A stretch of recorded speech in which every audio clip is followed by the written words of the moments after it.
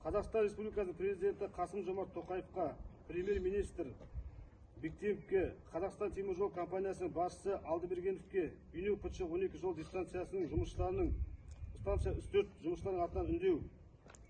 2023 жылдың 22 қазан күні Бейнеу ПЧ-12 мекемесінде НЖС-14 басшысы Ерназар Истұрғаров кәсіподақ мүшелерін жинап, жұмысшыларға тігілейін деп жатқан қыстық киім, арем және тағы да басқа еңбек жағдайлары бойынша жиналыс ұйымдастырған болатын.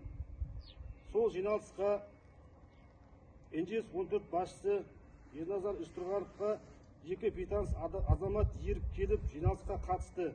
Жиналыс аяқталғаннан кейін ПЧ-12 ауласында НЖС басшысы Ерназар Истұрғаровқа еріп келген екі азамат кәсіподақ мүшелеріне қоқан-лоққы көрсетіп, жиналыс барысында көтерілген мәселелерге араласып, қорқытып, үркітіп, жанжал шығарды.